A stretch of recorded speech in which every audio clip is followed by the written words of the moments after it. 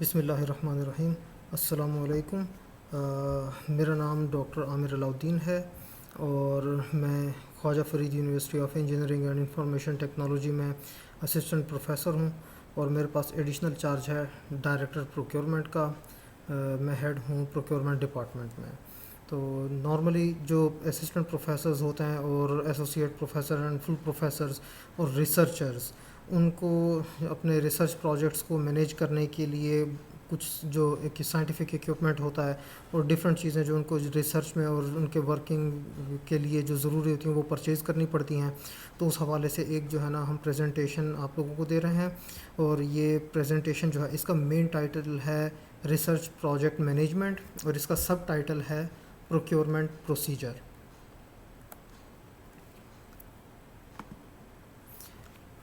Public procurement जो है इसमें जो हमारी परचेजेज़ है उसको मनी और पैसे के एतबार से तीन हिस्सों में डिवाइड किया गया है कि किस तरह हम परचेज़ कर सकते हैं, किन तरीक़ों से परचेज़ कर सकते हैं। सबसे पहले हमारे पास वो परचेजेज़ आती हैं जिनकी जो वैल्यू है वो 50,000 रुपये से कम है, यानी कि 49,999 तक। तो इस तरह की जो परचेजेज़ होती हैं उसके लिए नॉर्मली ये होता है कि हम जो एक सिंगल वेंडर होता है उससे जो ना एक कोटेशन मांग लेते हैं। उस कोटेशन के अगेंस्ट हम वो सामान परचेज़ कर लेते हैं और उसकी पेमेंट हो जाती है। और ये सारा प्रोसीजर जो है वो प्रोक्योरमेंट डिपार्टमेंट और फाइनेंस डिपार्टमेंट मिलकर जो है इसको कंप्लीट कर देते हैं। और जो हमारा रिसर्चर है या जिसने भी रिसर्च के लिए कोई इक्विपमेंट ख़रीदना है उसको इतना ज़्यादा प्रॉब्लम नहीं होता। उसके बाद हमारे पास परचेजेज़ आती हैं जो कि 50,000 रुपये या इससे ज़्यादा की अमाउंट हो और 1,00,000 रुपये से कम हो, यानी 99,999 रुपये तक। तो इस तरह की जो हमारे पास परचेजेज़ होती हैं उसमें हम 3 कोटेशंस कॉल करते हैं। उसमें 3 मुख्तलिफ वेंडर्स अपनी अपनी कोटेशंस देते हैं जो सामान हमने परचेज़ करना होता है उसके अगेंस्ट। इन 3 कोटेशंस के अंदर जो लोएस्ट वो होता है बिडर, जिसने सबसे कम कीमत लगाई होती है, उसको ये जो ना अवार्ड हो जाता है कि वो उस सामान को सप्लाई करे और उसकी पेमेंट और ये बाकी के प्रोक्योरमेंट प्रोसीजर्स जो हैं वो प्रोक्योरमेंट डिपार्टमेंट और इसके अलावा जो फाइनेंस डिपार्टमेंट है वो इसको देख लेते हैं। इसके बाद तीसरा हमारे पास कैटेगरी आ जाती है जो कि 1,00,000 रुपये से के इक्वल या इससे ज़्यादा की अमाउंट हो। इस तरह की अगर कोई चीज़ परचेज़ की जाए जिसकी सिंगल आइटम की वैल्यू या तो 1,00,000 रुपये या इससे ज़्यादा की हो, या अगर आप मुख्तलिफ़ चीज़ें भेजते हैं जैसे 25-25 हज़ार की जो है ना 5 चीज़ें परचेज़ करवानी है आपने, तो ये टोटल वैल्यू भी जो है ना 1,25,000 रुपये बन जाती है जो कि 1,00,000 रुपये से ज़्यादा है। तो ये टेंडर होंगी और इस टेंडर के जो है जो प्रोसीजर है उसको हम यहाँ पर डिटेल से डिस्कस करेंगे कि हमारे पास ये जो टेंडर का प्रोसीजर होता है ये क्या होता है। नॉर्मली जो रिसर्चर्स होते हैं वो फोकस करते हैं अपने रिसर्च स्टडी के ऊपर, अपने एक्सपेरिमेंट के ऊपर, अपनी मॉडलिंग या सिमुलेशन का काम होता है उस पर। तो ये जो प्रोक्योरमेंट प्रोसीजर होता है ये नॉर्मली नहीं पता होता, तो इस वजह से जो रिसर्चर्स होते हैं उनको प्रॉब्लम होते हैं कि परचेज़ करते हुए जो प्रॉब्लम्स हैं वो फेस करने पड़ते हैं उन्हें। तो इसमें कुछ चीज़ें ऐसी होती हैं जो मालूम ना होने की वजह से प्रॉब्लम बनती हैं और कुछ ऐसी ऐसी चीज़ें होती हैं जो रिटर्न में नहीं होती या मुख्तलिफ़ प्रॉब्लम्स आते हैं, उनको हम यहाँ पर एड्रेस करेंगे कि जब भी परचेज़ हो तो आपको सारी चीज़ें पहले से पता हों और आप उन चीज़ों को जो ना आसानी से कंप्लीट कर लें।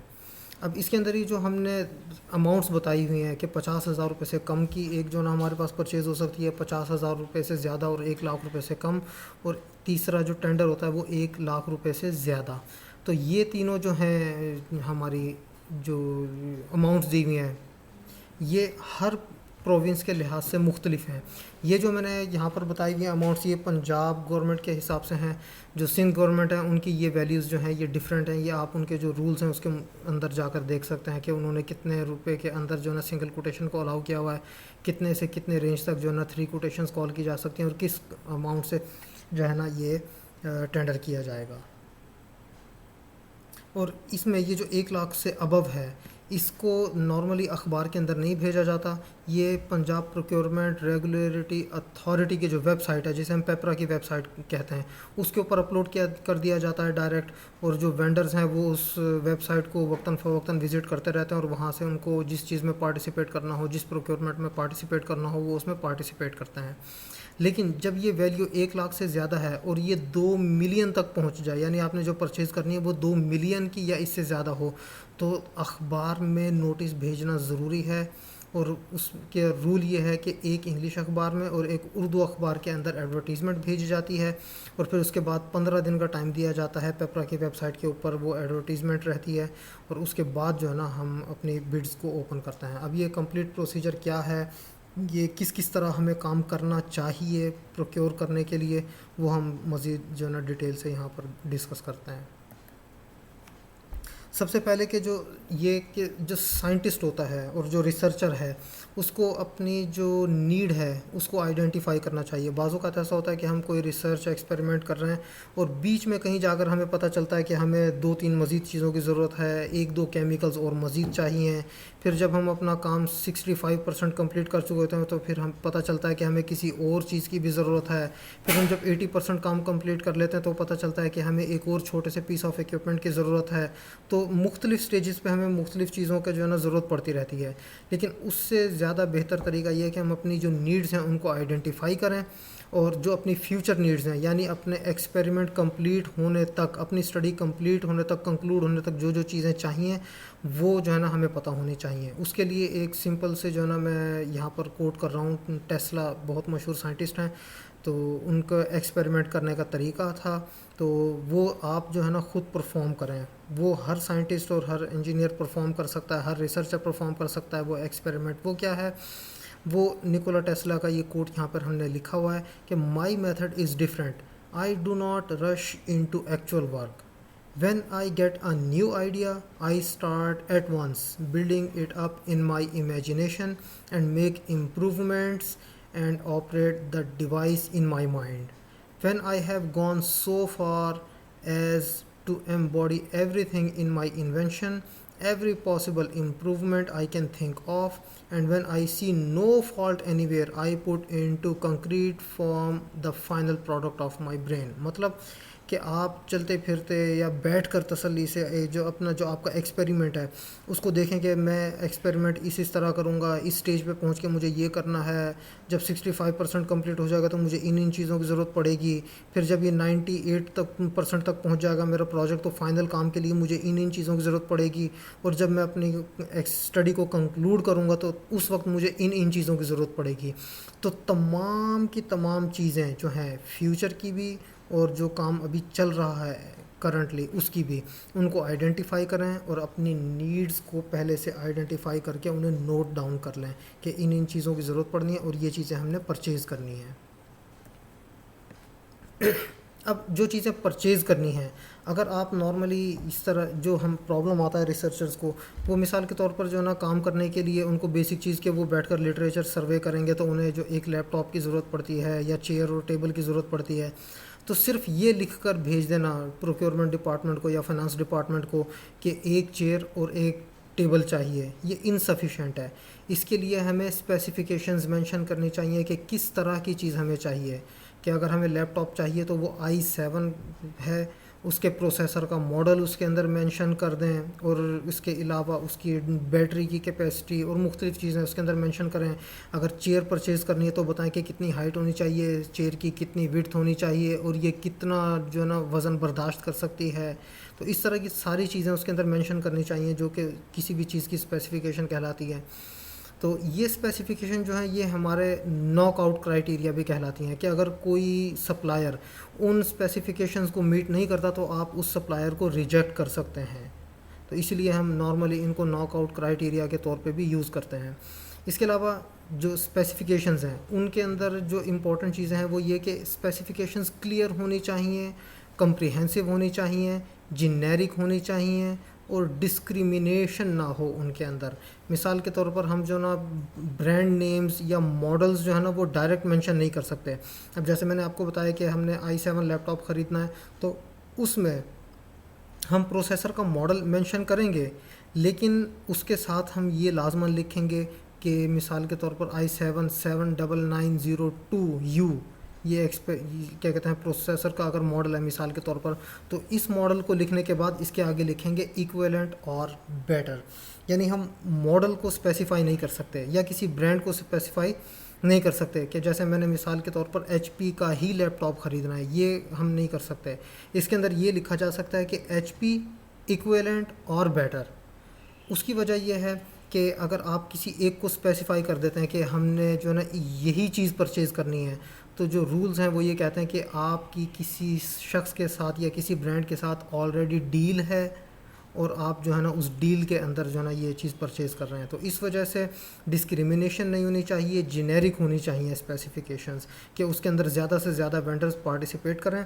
हाँ, अगर कोई जो आप वेंडर है अगर वो आपकी दी हुई स्पेसिफिकेशंस को मीट नहीं करता, तो वो बेशक कोई सी भी कंपनी हो, वो रिजेक्ट हो जाएगी। और जो कंपनी आपकी तमाम स्पेसिफिकेशंस को मीट करती होगी, जो चीज़ आपको चाहिए होगी, ज़ाहिर सी बात है वही मिलेगी फिर। तो जो स्पेसिफिकेशंस हैं इनको नोट डाउन करें, इनको लिख लें अलहदा से। फिर उसके बाद ensure that the specifications present the optimum combination of whole life cost and value for money. तो ये दो चीज़ें हमने देखनी होती हैं कि होल लाइफ कॉस्ट और वैल्यू फॉर मनी। इनकी जो ना एक एग्जांपल जो है ना वो मैं अब आपको यहाँ पर दिखा देता हूँ, तो उससे ये कम्प्लीटली समझ आ जाएगा कि होल लाइफ कॉस्ट और वैल्यू फॉर मनी का क्या मतलब है और स्पेसिफिकेशंस जो है ना वो किस तरह हम किसी चीज़ की फाइंड कर सकते हैं। ये चेयर की स्पेसिफिकेशन ये मैंने एग्जांपल दिया आपको, और ये मैंने गूगल से सर्च करके जो है ना निकाली है। सिर्फ लिखा कि स्पेसिफिकेशंस ऑफ ऑफिस चेयर, उसके बाद इमेजेस का बटन क्लिक किया और मेरे पास जो है ना ये आ गए, मुख्तलिफ़ तरह की इमेजेस आ गए। उसमें से जो है ना मैंने देख लिया कि भी किसी भी चेयर की स्पेसिफिकेशन के अंदर विड्थ ऑफ बैक रेस्ट भी जो ना एक होती है, और arm rest to arm rest distance होता है, विड्थ होती है सीट की, डायमीटर ऑफ व्हील बेस होता है, और उसके बाद फ्लोर टू सीट बेस है, उसके अलावा हाइट की एडजस्टमेंट है और लेंथ है बैक रेस्ट की, मुख्तलिफ़ चीज़ें हैं। तो बाज़ औक़ात हम जो ना ज़्यादा चीज़ें नहीं फाइंड कर सकते कि जो है ना कौन कौन सी स्पेसिफिकेशन हो सकती हैं किसी चीज़ की। तो उसका तरीका ये होता है कि आप गूगल से जो है ना किसी भी चीज़ की स्पेसिफिकेशंस कौन कौन सी हो सकती हैं वो देख लें, और उन स्पेसिफिकेशंस को जो है ना नोट डाउन कर लें कि आप इस स्पेसिफिकेशन वाली चीज़ को परचेज़ करना चाहते हैं। इसके बाद हमारे पास है कि किसी चीज़ की होल लाइफ कॉस्ट को किस तरह कैलकुलेट किया जाए। इसके लिए मैंने यहाँ पर एक एग्जांपल कोट की है whole life cost of printer के हवाले से। अब यहाँ पर मैंने दो डिफरेंट जो प्रिंटर्स हैं उनका कंपैरिजन किया है। एक है HP का प्रिंटर, और इसकी जो प्राइस है वो मार्केट में फ़र्ज़ करें 20,000 रुपये है, और इसकी लाइफ जो है वो 5 साल की है। एक और प्रिंटर है सैमसंग, ये 18,000 का मिल रहा है आपको, और इसकी लाइफ भी 5 साल है HP की तरह। प्राइस का डिफरेंस है, तो इसका क्या मतलब है कि आपको सैमसंग परचेज़ करना पड़ेगा क्योंकि ये लो प्राइस है। जो बिडर होगा लो प्राइस वाला वो विन कर जाएगा इसे। लेकिन जो whole life cost of printer है अगर आप उसको कैलकुलेट करें तो उसके अंदर आप टोनर्स को भी काउंट करें कि टोनर मिसाल के तौर पर HP का जो है वो 1800 रुपये का है, और आप ये देखते हैं अपने किसी जो रिसर्चर दोस्त है आपका और उसकी सिमिलर रिसर्च है आपकी तरह, वो आप जितना ही काम कर रहा है, तो आप उससे पता कर सकते हैं कि एक साल में कितने प्रिंटर वो कितने टोनर यूज़ करता है। मिसाल के तौर पर वो बता देता है कि जो ना उसके एक साल में 5 टोनर यूज़ हो जाते हैं, तो इसका मतलब है आप 5 साल में 25 टोनर यूज़ करेंगे। अब 1800 रुपये का एक टोनर है और 25 टोनर की प्राइस जो है वो 45,000 रुपये बनेगी। इसी तरह जो सैमसंग का टोनर है वो 2,000 रुपये का है, 25 टोनर इसके 50,000 के बनेंगे। अब जब हम प्रिंटर की कॉस्ट और टोनर की कॉस्ट जो है इनको ऐड करते हैं तो HP का जो प्रिंटर है टोनर समेत ये 65,000 का बन रहा है, और सैमसंग का प्रिंटर जो है वो 68,000 का बन रहा है। तो इस केस में HP विन कर जाता है। अब सिर्फ अगर प्रिंटर की कीमत देखते हैं तो सैमसंग विन कर रहा है, लेकिन होल लाइफ कॉस्ट अगर कैलकुलेट करते हैं तो HP जो है वो विन कर जाता है। तो होल लाइफ कॉस्ट जो है इसको प्रेफर करना चाहिए, और ये इसके तरीके हैं मुख्तलिफ कैलकुलेट करने के, वो आप सर्च भी कर सकते हैं। इसके बाद एस्टिमेटेड प्राइस जो है वो हमें जो ना कैलकुलेट करनी पड़ती है। अकॉर्डिंग टू पेपरा हमें मार्केट सर्वे करना चाहिए। मार्केट सर्वे के बाद जो है ना उसके अंदर जो वेंडर जो टैक्सेस और अपना प्रॉफिट डालता है वो डाल के, और एक एस्टिमेटेड कॉस्ट जो है उसको जो है ना देखना चाहिए कि ये एस्टिमेटेड कॉस्ट इसकी कितनी होगी। मिसाल के तौर पर हम कोई चीज़ परचेज़ करना चाह रहे हैं, फॉर एग्जांपल वाटर डिस्पेंसर, वो मार्केट में आपको मिल रहा है 10,000 का, लेकिन जो वेंडर प्रोवाइड करेगा आपको उसकी कीमत ज़्यादा होगी। तो बाज़-औक़ात लोग ये समझते हैं कि जो प्रोक्योरिंग एजेंसी है या फाइनेंस डिपार्टमेंट है ये मार्केट से 10,000 का लिया है, लेकिन उन्होंने परचेज़ किया ये 14,000 का। तो वो 14,000 का किस तरह बनता है ये हम यहाँ पर आपको दिखाएंगे। अब इसके अंदर जीएसटी जो है वो 17% होता है। उसका जो इनकम टैक्स है जो वेंडर जो ना देगा वो 4% है। विद होल्डिंग टैक्स 2.5% है और वो अपना प्रॉफिट डालता है 5%। ये टोटल 28.5% बनता है। अब यहाँ पर प्रॉब्लम ये आता है कि जो रिसर्चर्स और साइंटिस्ट्स हैं वो इसकी जो है ना तमाम टैक्सेस को ऐड करने के बाद जो प्राइस कैलकुलेट करते हैं वो गलत होती है। अब मैं यहाँ पर आपको दिखा रहा हूँ। सबसे पहले मैं दिखा रहा हूँ कि कैलकुलेशन जो कि बेस प्राइस के ऊपर है, यानी ये जो ऊपर मैंने टैक्सेस शो करवाए हैं जीएसटी का, आई और income tax, with holding tax, profit, ये 10,000 रुपये के ऊपर निकाल लेते हैं कि कितना कितना बनता है। हमारा बेस प्राइस जो हमारी बेस प्राइस है वो 10,000 रुपये है। इसके अंदर जीएसटी 17% है, तो 10,000 का 17% 1,700 रुपये बन जाता है, जो कि यहाँ हमने दिखाया हुआ है 1,700 रुपये। इसी तरह 10,000 का जो 4% है वो 400 रुपये बन जाता है। इसी तरह विद होल्डिंग टैक्स जो है 2.5% 10,000 का वो 250 रुपये बन जाता है। और 5% जो वो प्रॉफिट ले रहा है वो बेस प्राइस का अगर हम देखें तो वो 500 रुपये बन जाता है। और ये 10,000 और उसके ऊपर ये तमाम जो टैक्सेस और प्रॉफिट डाले हैं तो ये ऐड करने के बाद टोटल प्राइस 12,850 रुपये बन जाती है। अब इस 12,850 में से 28.5% जो है इसका वो माइनस करें तो जो हमारे पास अमाउंट बनती है वो बनती है 9,187 रुपये। इसका क्या मतलब है कि जो 9,187 रुपये और 10,000 रुपये जो है इसके दरमियान जो डिफरेंस आ रहा है वो सप्लायर या वेंडर जो है वो अपनी पॉकेट से पे करेगा। तो वो तो प्रॉफिट उसका जो होगा वो 5% से कम बन जाएगा, या हो सकता है 1% भी ना बन रहा हो ये प्रॉफिट। इसका मतलब है कि ये जो कैलकुलेशन की गई है इसमें कहीं प्रॉब्लम है। तो नॉर्मली लोग कुछ इस तरह की कैलकुलेशन करते हैं जो मैंने दिखाई है। इसके अलावा कुछ लोग किस तरह की कैलकुलेशन करते हैं कि जो 10,000 हमारी बेस प्राइस है उसके अंदर ये सेल्स टैक्स है जीएसटी जिसे हम कहते हैं वो ऐड कर देते हैं 17%, तो 11,700 रुपये। अब वो जो इनकम टैक्स है उसको वो 4% के ऊपर काउंट नहीं, वो बेस प्राइस पे नहीं काउंट करते, वो इस 11,700 के ऊपर 4% डाल देते हैं, तो ये 12,168 बन जाती है। इस 12,168 के अंदर 2.5% विद होल्डिंग टैक्स डालने के बाद ये 12,472 रुपये बन जाती है। और फिर इसके बाद जब हम इसके अंदर ऐड करते हैं 5% प्रॉफिट वेंडर का, वो 13,095 रुपये बन जाती है। अब नो डाउट ये जो हमारे पास जो पिछले केस था जो बेस प्राइस के ऊपर हमने सारी कैलकुलेशंस की थी उसके मुताबिक 12,850 रुपये बन रहा है, लेकिन हम क्यूमुलेटिव कैलकुलेशन अगर करते हैं तो हमारी जो फाइनल प्राइस बनती है वो 13,095 रुपये। लेकिन इस 13,095 रुपये में से अगर हम 28.5% रिड्यूस करें इस अमाउंट का 13,095 रुपये का 28.5% इसी 13,095 में से माइनस करें तो हमारे पास 9,363 रुपये बनता है, जो कि 10,000 रुपये से कम है। इसका मतलब है 10,000 और 9,363 रुपये में जो डिफरेंस है वो सप्लायर को या वेंडर को अपनी पॉकेट से पे करना पड़ेगा, जो कि वो कभी भी नहीं चाहेंगे। उनको अपना 5% प्रॉफिट अर्न करना है। तो उसके लिए ये जो नॉर्मली मैं वो तरीके पहले आपसे डिस्कस किए हैं जिस तरह जो है ना लोग कैलकुलेशन करते हैं। अब मैं आपको बताने जा रहा हूँ कैलकुलेशन होती किस तरह है, होनी किस तरह चाहिए, जो ओरिजिनल तरीका है उसके मुताबिक हम जो ना ये जब तमाम टैक्सेस और प्रॉफिट जो डिडक्ट करेंगे तो हमारी 10,000 जो है ना दोबारा अमाउंट बन जाएगी। तो वो तरीका मैं अब आपको बताने जा रहा हूँ कि किस तरह कैलकुलेट करना चाहिए।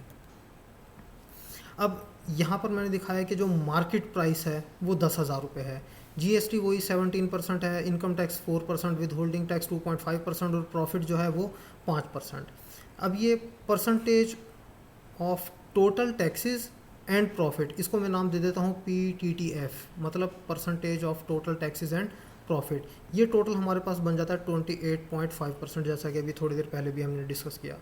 अब जो वेंडर अपनी प्राइस कैलकुलेट करता है वो किस तरह करता है, उसका फार्मूला ये है, market price divided by the difference of 100 minus 28.5, इस डिफरेंस से डिवाइड कर देना है और 100 से मल्टीप्लाई कर देना है। तो ये हमारे पास जो है ना, अगर हम अपने वाला केस देखें तो ये जो हमारी मार्केट प्राइस थी ये 10,000 रुपये थी, 100 माइनस ये 28.5% आ गया, इसको 100 से मल्टीप्लाई करते हैं तो ये जो प्राइस बनती है ये बनती है 13,986 रुपये। अब इस 13,986 रुपये में से इसी 13,986 का 28.5% माइनस करते हैं तो हमारे पास एग्जैक्टली 10,000 आ जाता है। इसका क्या मतलब हुआ कि जो चीज़ मार्केट में, अगर कोई मार्केट में एक वाटर डिस्पेंसर 10,000 का दे रहा है तो इसका मतलब है कि वो तमाम टैक्सेस वगैरह पे नहीं कर रहा, क्योंकि वो टैक्स पेयर नहीं है। जो टैक्स पेयर होगा, जो तमाम टैक्सेस पे करेगा, जैसा कि वेंडर्स होते हैं जो कि तमाम टैक्सेस पे करते हैं, वो आपको 13,986 रुपये, और 986 का मतलब 1000 ही है। तो ये आपको जो चीज़ 10,000 की मार्केट से मिल रही होगी वो वेंडर आपको 14,000 रुपये की देगा। अब ये हो गया हमारा टैक्स के साथ जो है ना जितने भी टैक्सेस और जो प्रॉफिट है वो डालने के बाद जो है ना प्राइस किस तरह कैलकुलेट की जाती है, एस्टिमेटेड प्राइस किस तरह कैलकुलेट करनी है। नॉर्मली ये होता है कि जो रिसर्चर होता है वो कोई इक्विपमेंट जो है ना या कोई बाज़ार से अपनी कोई चीज़ परचेज़, बाज़ार से उस चीज़ की प्राइस पता करता है जो वो परचेज़ करना चाहता है, लेकिन जब फाइनेंस डिपार्टमेंट जाता है तो उसको पता चलता है ये इतनी ज़्यादा महंगी मिली, और वो अप्रूवल जो लेता है वो थोड़ी अमाउंट की होती है, तो परचेज़ के अंदर प्रॉब्लम्स आते हैं। तो अब आपने जो कैलकुलेशन करनी है उसके अंदर ये टैक्सेस डाल देने हैं। ये जो प्रॉफिट है 5%, ये हर वेंडर का डिफरेंट होता है, कोई 10% लेते हैं, कोई 15% लेते हैं। तो इस प्रॉफिट की बेस के ऊपर आपकी कैलकुलेशन थोड़ा डिफ़र कर सकती है, लेकिन जो कैलकुलेशन का तरीका है वो ये है जो कि मैंने आपको यहाँ पे शो करवा दिया है। इसके बाद establish whether funds are available. अब यहाँ पर इम्पोर्टेंट ये है कि जो पेपरा है, PEPRA does not allow purchases in case of unavailability of funds. अगर फाइनेंस डिपार्टमेंट के पास फंड्स नहीं हैं तो पेपरा रूल्स जो हैं उनके मुताबिक आप परचेज़ नहीं कर सकते। अब नॉर्मली जो रिसर्चर्स होते हैं वो जाहिर सी बात है किसी फंडिंग एजेंसी से फंडिंग ले रहे होते हैं तो इनके पास तो फंडिंग होती है, तो इसीलिए जो अप्रूवल्स हैं वो डायरेक्टली जो ना अप्रूवल्स की तरफ जाना चाहिए कि हमें जो ना अप्रूव कर दिया जाए इतनी अमाउंट इस परचेज़ के लिए। अब इसके अंदर जो है securing approvals and funding ensure that all necessary approvals are sought in adequate time. इसके अंदर हमें सबसे पहले फाइनेंशियल अप्रूवल चाहिए होती है फाइनेंस डिपार्टमेंट से। ट्रेजरर इसको अप्रूवल देता है कि हमारे पास सफिशिएंट फंड्स हैं और हम ये चीज़ परचेज़ कर सकते हैं। उसके बाद हम फाइनेंशियल और एडमिनिस्ट्रेटिव अप्रूवल लेते हैं कॉम्पिटेंट अथॉरिटी से कि जी हमें फ़ंड्स जो है ना ट्रेजरर ने बता दिया है कि फाइनेंस के पास फ़ंड्स मौजूद हैं। और वैसे नॉर्मली जो प्रोजेक्ट विन किया जाता है, प्रोजेक्ट के तो पैसे अलहदा से आते हैं तो वो नॉर्मली होते ही हैं मौजूद। तो ऐसा नहीं है कि जो है ना ट्रेडर अलग से लिख कर देगा, क्योंकि आपके प्रोजेक्ट के पैसे थे तो वो ऑलरेडी मौजूद होने चाहिए। अब इसके बाद फाइनेंशियल और एडमिनिस्ट्रेटिव अप्रूवल लेते हैं कॉम्पिटेंट अथॉरिटीज़ से। उसके बाद अगर जिस फंडिंग एजेंसी से आपने फ़ंड लिया है, अगर उनके रूल्स के अंदर ये लिखा हुआ है कि उनके दिए हुए फ़ंड में से जब भी आपने कोई चीज़ परचेज़ करनी है तो फाइनेंशियल और एडमिनिस्ट्रेटिव अप्रूवल उस फंडिंग एजेंसी से लेनी है, तो उधर से भी आप जो ना एक एप्लीकेशन अप्रूव करवा लें कि हाँ इतने अमाउंट की जो ना चाहिए अप्रूवल, और एडमिनिस्ट्रेटिव अप्रूवल भी चाहिए किसी भी काम को कैरी आउट करने के लिए। इसके अलावा अगर कोई और अप्रूवल्स हैं जो कि आपके एग्रीमेंट के अंदर शामिल हैं तो उनको भी जो ना पहले से अप्रूव करवा लेना चाहिए। इसका फ़ायदा ये होता है कि जो प्रोजेक्ट है वो टाइमली कंप्लीट हो जाता है। अगर आप डॉक्यूमेंटेशन नहीं देखेंगे और कोई फ़ंडिंग किसी जगह से अप्रूव करवानी थी और वो फ़ंडिंग अप्रूव नहीं हुई उस प्रॉपर फोरम से, तो आपका प्रोजेक्ट जब कंक्लूड होने लगेगा तो एक एतराज़ लग जाएगा कि भाई ये आपने बग़ैर पूछे पैसे खर्च किए और ये जो है ना आप प्रोसीड नहीं कर सकते। तो इसलिए जो एग्रीमेंट्स होते हैं उसके अंदर देख लेना चाहिए कि किन किन जगहों से एडमिनिस्ट्रेटिव और फाइनेंशियल अप्रूवल्स की ज़रूरत है। इसके बाद मरहला आता है अप्रूवल्स लेने के बाद अपने बिडिंग डॉक्यूमेंट्स तैयार करने का। इसमें नॉर्मली ये होता है कि जो साइंटिस्ट और रिसर्चर्स होते हैं वो बिडिंग डॉक्यूमेंट्स तैयार नहीं करते। ये बिडिंग डॉक्यूमेंट्स जो हैं ये प्रोक्योरिंग एजेंसी जो होती है या प्रोक्योरमेंट डिपार्टमेंट या फाइनेंस डिपार्टमेंट कुछ यूनिवर्सिटीज़ के अंदर वो प्रिपेयर करता है बिडिंग डॉक्यूमेंट्स। अब इसके अंदर मुख्तलिफ़ चीज़ें होती हैं कि इन्विटेशन टू बिड होती है, इंस्ट्रक्शंस होती हैं, फॉर्म ऑफ बिड होती है, फॉर्म ऑफ कॉन्ट्रैक्ट होता है, और कंडीशंस होती हैं कॉन्ट्रैक्ट की। जो चीज़ें परचेज़ करनी होती हैं वो bill of quantities, delivery time या कंप्लीशन, अगर कोई वर्क्स का काम है तो उसका कंप्लीशन का स्केड्यूल, और क्वालिफ़िकेशन क्राइटेरिया कि कोई कंपनी किस वक्त क्वालिफाई करेगी, इवैल्यूएशन क्राइटेरिया, स्पेसिफिकेशंस, इस तरह की मुख्तलिफ़ चीज़ें होती हैं।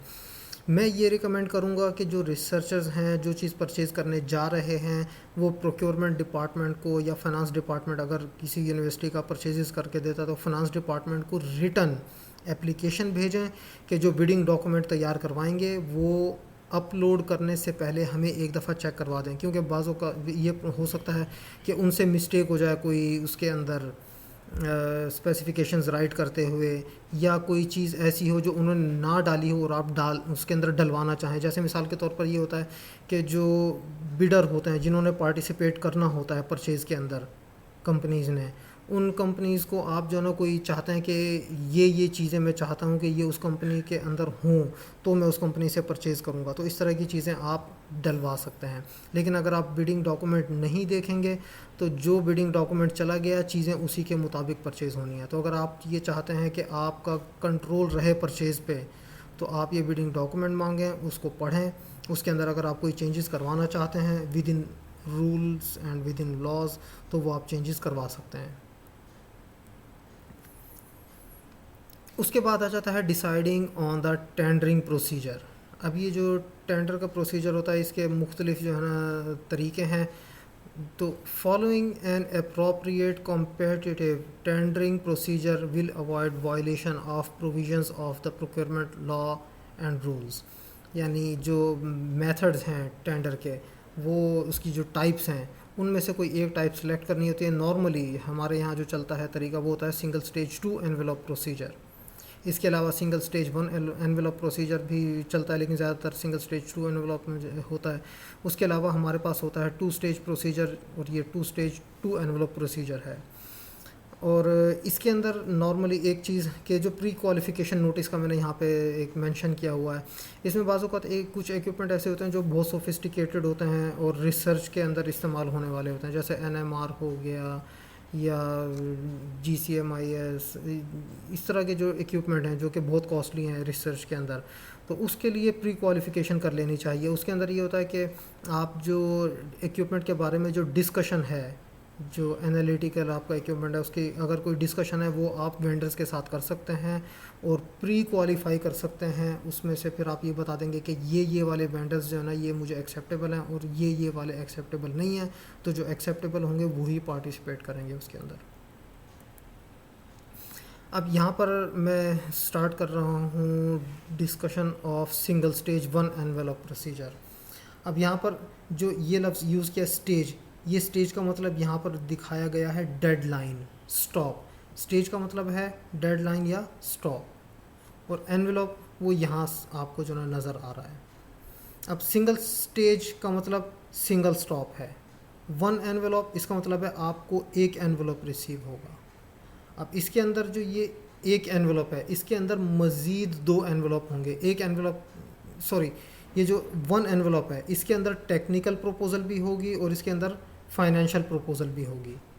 ये आप डेडलाइन का मतलब है कि आप जो है ना पेपरा की वेबसाइट पे देते हैं और उसके अंदर नॉर्मली 15 दिन का टाइम दिया जाता है कि 15 दिन के बाद हमें जो बिड्स रिसीव हो जाएंगी हम वो ओपन कर लेंगे, और जो डेडलाइन गुजरने के बाद हम किसी की बिड को एक्सेप्ट नहीं करेंगे।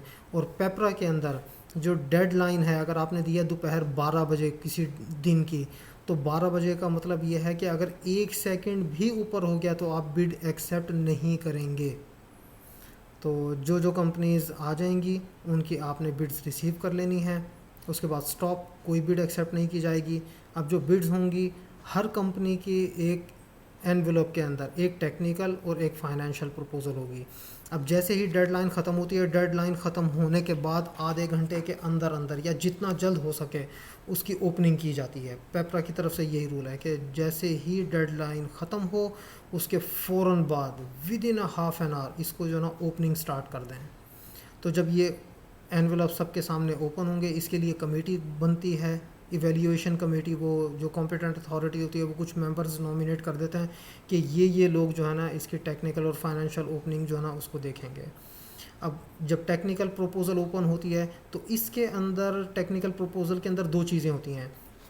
उसमें से 2 चीज़ों में से एक चीज़ प्रोक्योरमेंट डिपार्टमेंट देखता है और दूसरी चीज़ जो है वो कंसर्न डिपार्टमेंट जो कि परचेज़ करना चाह रहा है वो देखता है।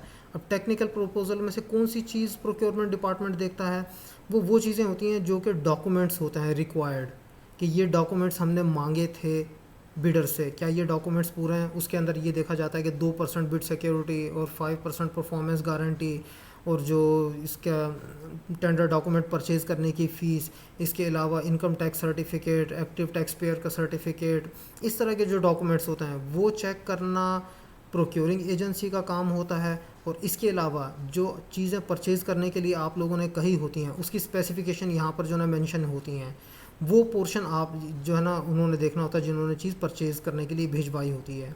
तो जो रिसर्चर या जो हमारा साइंटिस्ट है या इंजीनियर है जिसने रिसर्च करनी है, वो उस पोर्शन को देखेगा कि ये चीज़ें जो हैं वो उन स्पेसिफिकेशंस के मुताबिक हैं जो कि मैं परचेज़ करना चाह रहा हूँ। तो इसकी बेस पर आप जो है ना मार्क्स अलॉट कर सकते हैं कि जी 10 नंबर इस चीज़ के हैं और 8 नंबर इस चीज़ के हैं, 6 नंबर इस चीज़ के हैं। तो जो जो आपकी वो हैं कंपनीज़, उनके जो ना आप नंबर लगा देते हैं, और उन नंबरों के बेस पर जो है ना ये प्रोक्योर एजेंसी पहले से बता देती है कि जिसके 60% नंबर होंगे वो ही जो है ना पार्टिसिपेट कर सकेगा मज़ीद क्या कहते हैं फाइनेंशियल ओपनिंग के लिए, बाकियों को रिजेक्ट कर दिया जाएगा। तो इसमें टेक्निकल में जो पास हो जाएंगे उनकी फाइनेंशियल जो है ना देखी जाती है, और फिर टोटल मार्क्स की बेस पर कि फाइनेंशियल लोएस्ट होनी चाहिए और टेक्निकल के अंदर भी जो है ना मैक्सिमम मार्क्स हों, उनको जो है ना फिर ये टेंडर अलॉट हो जाता है और उनसे हम परचेज़ करते हैं। ये जो single stage two envelope procedure है ये जो है ना बहुत ज़्यादा कॉमन है, और ये जो नॉर्मल परचेजेज़ हैं डेली रूटीन की जो टेंडर्स होते हैं उसके अंदर ये बहुत ज़्यादा पॉपुलर है। इसके अंदर ये देखें कि सिंगल स्टेज का मतलब सिंगल डेडलाइन होगी। टू एनवेलप का मतलब यहाँ पर देखें 2 एनवेलप दिखाए गए हैं। अब होता ये है कि जो बिडर होता है या जो वेंडर होता है जो पार्टिसिपेट करता है परचेज़ करने के लिए, वो एक टेक्निकल प्रपोज़ल को एक एनवेलप में के अंदर जो है ना डाल देता है, और जो फाइनेंशियल प्रपोज़ल होती है उसको दूसरे एनवेलप में डाल देता है। अब नॉर्मली ये होता है कि ये दोनों एनवेलप्स जो हैं ये किसी एक थर्ड एनवेलप में डाल के और जो है ना प्रोक्योरमेंट डिपार्टमेंट भेज दिए जाते हैं। फिर जो डेडलाइन जैसे आती है उसके बाद इनमें से एट अ टाइम एक जो टेक्निकल प्रपोज़ल होती है सिर्फ उसको ओपन किया जाता है। इस टेक्निकल प्रपोज़ल को ओपन करके और फिर इसके अंदर से जो है ना सारी चीज़ें देखी जाती हैं कि डॉक्यूमेंट्स कंप्लीट हैं, यानी ये प्रोक्योरमेंट डिपार्टमेंट देखेगा, और उसके बाद जो फाइनल क्या कहते हैं स्पेसिफिकेशंस हैं वो जो है ना हमारा जो डिपार्टमेंट परचेज़ करना चाह रहा है वो देखेगा। अब इसके बाद एक अप्रूवल होती है कि जो है ना जो कमेटी है उसकी तरफ से ये जो है ना चीज़ ओके है, और जो प्रोक्योरमेंट डिपार्टमेंट है उसने भी बता दिया कि तमाम डॉक्यूमेंट्स जो हमें रिक्वायर्ड थे प्रोसीड करने के लिए कि इसको वो तमाम के तमाम मौजूद हैं। उसके बाद अप्रूवल ली जाती है वाइस चांसलर से, कॉम्पिटेंट अथॉरिटी से, और उसके बाद उसकी फ़ाइनेंशियल ओपनिंग होती है। फिर इस फाइनेंशियल ओपनिंग इसके अंदर कुछ डेज़ का डिफरेंस भी हो सकता है कि आपने टेक्निकल प्रपोजल जो है ना वो इवेल्यूएट करने के अंदर 3 या 4 दिन ले लिए, फिर उसके बाद जो है ना अप्रूवल के बाद आप जो है ना इसकी फ़ाइनेंशियल ओपनिंग करते हैं। अब फाइनेंशियल ओपनिंग के अंदर सिर्फ उन लोगों की फाइनेंशियल जो है ना प्रपोज़ल ओपन की जाएगी जो कि टेक्निकली क्वालिफाई किए, जो टेक्निकली क्वालिफाई कर गए उनकी फ़ाइनेंशियल ओपनिंग होगी। उसके अंदर जो लोएस्ट बीडर होगा उसको फिर जो है ना वाइस चांसलर के अप्रूवल से परचेज़ ऑर्डर जो है वो इशू कर दिया जाता है।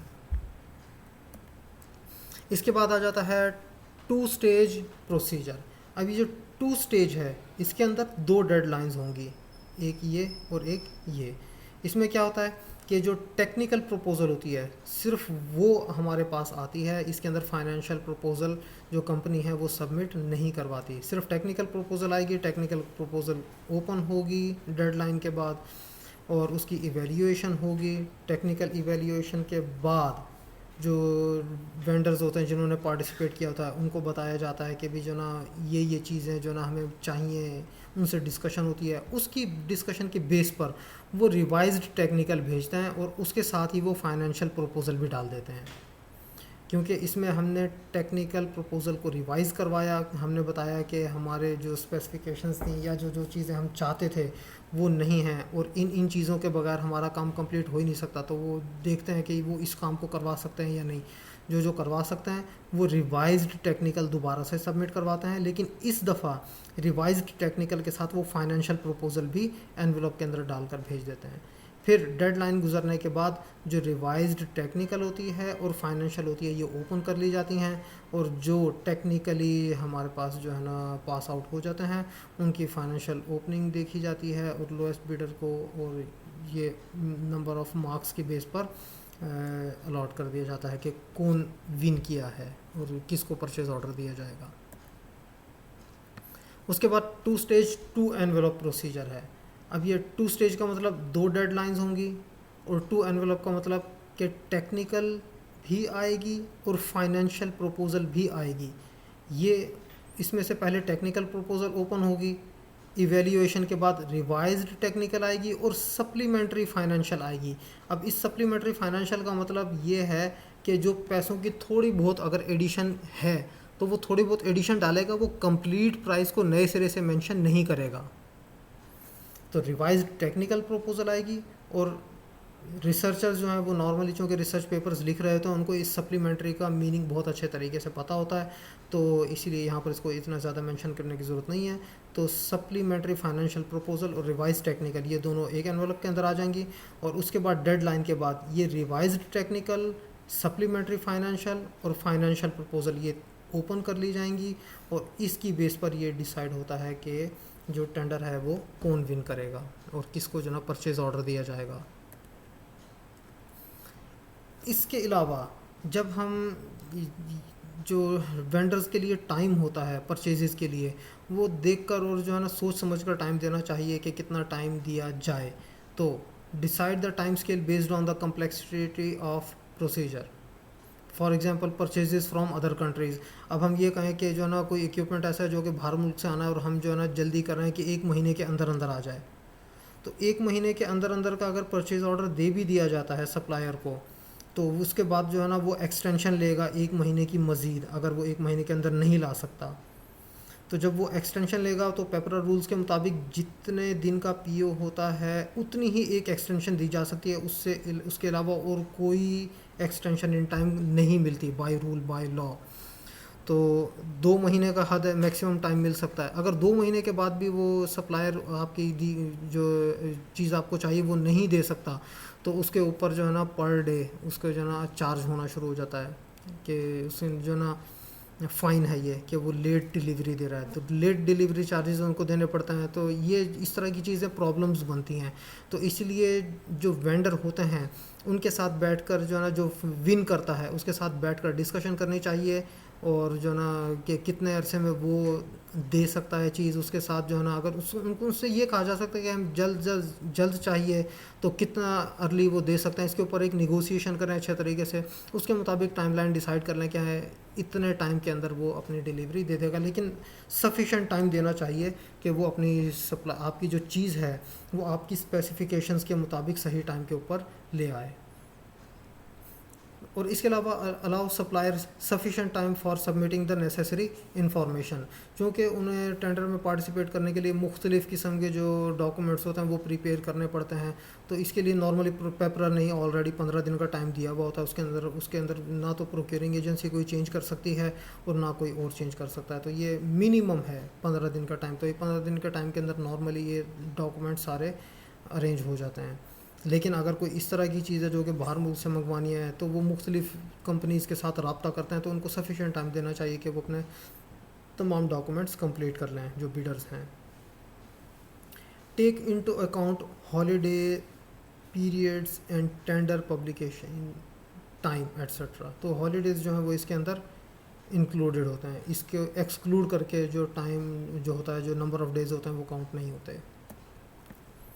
इसके बाद रिसीविंग एंड ओपनिंग टेंडर्स, जो लेट टेंडर्स आते हैं, यानी मिसाल के तौर पर मैं कहता हूँ कि 18 जुलाई दोपहर 12 बजे का टाइम था, तो 18 जुलाई 12 बजे कर 1 सेकंड पे अगर कोई बिड आती है वो एक्सेप्ट नहीं होगी, वो अनओपन बग़ैर खोले जो बिडर है या जो वेंडर है उसको एज इट इज़ वापस कर दी जाएगी। लेकिन उसका रिकॉर्ड नोट कर लिया जाएगा कि ये इतने बजकर इतने सेकंड पे पहुंची थी, तो इसकी वजह से जो है ना ये एक्सेप्ट नहीं कि इसको रिकॉर्ड किया जाए, और जो जितने भी कमेटी मेंबर्स हैं सबसे साइन लिए जाएँ उसके ऊपर। उसके बाद जो हमारे पास टाइमली पहुँच चुके हैं उनको ओपन करें जितना जल्द हो सकता है, और उसके अंदर डेट के साथ जो है ना अपने सिग्नेचर करें कि ये लोग कोई टेंडर्स जो है ना जमा हुए थे, उनकी टेक्निकल ये है। Arrange for the opening of tenders to take place in the presence of at least two officials of the contracting authority who would sign each tender paper mentioning the date as well, कि उसके जो ना जो envelopes होता है उन पे भी, और जो टेक्निकल ओपन हुई है उसके अंदर से तकरीबन जो इम्पोर्टेंट डॉक्यूमेंट्स हैं तो एटलीस्ट उन पर तो तमाम के ऊपर जो ना कमेटी को साइन करने चाहिए। उसका फ़ायदा ये होता है कि जो प्रोक्योरिंग एजेंसी या कोई भी फाइनेंस डिपार्टमेंट अगर कोई किसी पेज को चेंज करना चाहेगा तो वो चेंज नहीं कर सकते, क्योंकि आपका अनसाइंड पेज जो है ना वो उसके अंदर एक्सेप्ट नहीं होगा इन फ्यूचर, क्योंकि आप साइन कर चुके थे पेज को। तो अगर वो पेज निकलेगा तो ये पता चल जाएगा कि पेज इसमें से मिसिंग है, और कोई दूसरा पेज रिप्लेस अगर किया जाएगा तो उसके ऊपर आपके साइन नहीं होंगे। तो जो इम्पोर्टेंट पेजेस हैं उसके ऊपर साइन आपके और डेट जो है ना वो मेंशन करनी चाहिए। अब टेंडर्स को इवेल्युएट करना। Arrange for the evaluation of tenders to be carried out by a suitably competent evaluation team और कमेटी। अब इसके अंदर जो नॉर्मली पेपरा का प्रोसीजर है वो है क्वालिटी एंड कॉस्ट मेथड।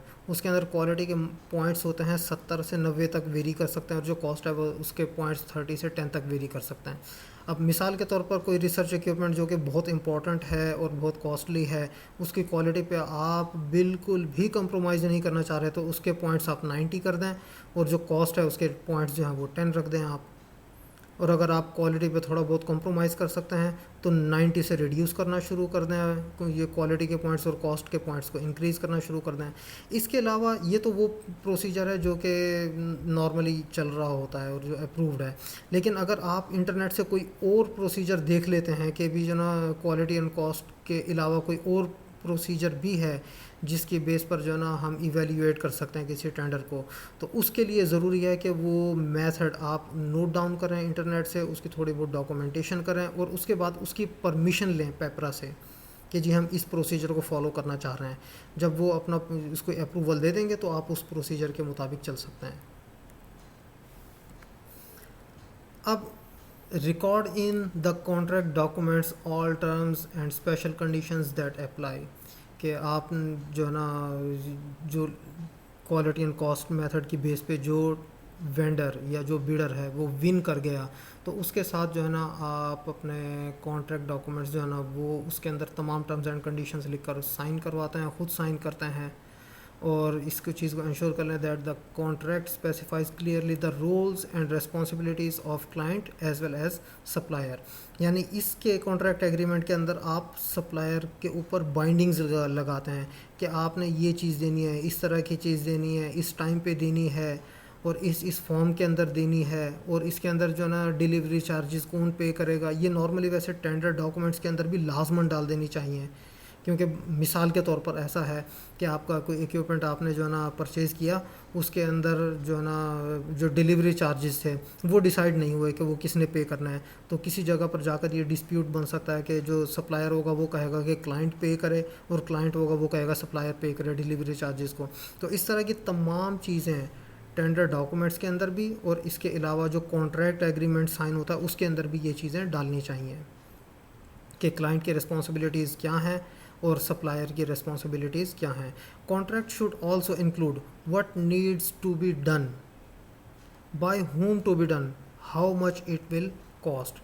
इसके अलावा और भी चीज़ें हैं, ये तो एग्जांपल के तौर पर 3 चीज़ें यहाँ पर डाल दी हैं, बहुत सारी चीज़ें जो कि डाली जा सकती हैं। तो जो कॉन्ट्रैक्ट एग्रीमेंट जो कि प्रोक्योरमेंट डिपार्टमेंट या फाइनेंस डिपार्टमेंट तैयार करता है उसको आप जो है ना मंगवा लें, उसको देखें, उसके अंदर अगर कोई चीज़ आप डलवाना चाहते हैं कि सप्लायर के ऊपर ये रिस्पॉन्सिबिलिटीज़ भी हैं तो वो उसके अंदर डलवा कर और जो है ना वो सप्लायर से साइन कर लें। और अगर सप्लायर अब किसी चीज़ को फॉलो नहीं करता तो ये कॉन्ट्रैक्ट एग्रीमेंट की ख़िलाफ़ वर्जी होगी, जिसकी बेस पर आप अपनी चीज़ों को क्लेम कर सकते हैं। उसके बाद आ जाता है मैनेजिंग द कॉन्ट्रैक्ट। इसमें क्या है कि have a programme of checking work goods against the specs. यानी जब चीज़ आपने कोई इक्विपमेंट दे दिया कि जी हमने जो ना लोकली मैन्युफैक्चर करवाना है, तो वो कहते हैं कि हमें जो ना 1 महीना लगेगा ये मैन्युफैक्चर करने के अंदर। तो हर 10 दिन के बाद जो ना आप विज़िट करें, और जाकर देखें कि चीज़ जो है ना वो स्पेसिफिकेशंस के मुताबिक बन रही है या नहीं. Ensure that there are procedures for identifying inadequate poor performance and for remedial action. Maintain a record of supplier performance. Supplier की जो परफॉर्मेंस है उसका भी जो है रिकॉर्ड मेंटेन करें. उसका फ़ायदा क्या होता है कि नेक्स्ट टाइम जब आप जो है ना कोई चीज़ परचेज़ करने जा रहे होते हैं तो अगर वही सप्लायर दोबारा आता है तो आप उसकी परफॉर्मेंस पर एतराज़ लगा सकते हैं और उसके ऊपर जो है ना फिर कॉन्ट्रैक्ट एग्रीमेंट के अंदर उसको जो है ना इस तरह की चीज़ें डलवा सकते हैं कि जो पिछली दफ़ा प्रॉब्लम्स आए थे वो इस दफ़ा ना आए. At the conclusion of the contract, review the whole procurement process, not just the supplier's performance, but also the effectiveness of the earlier stages.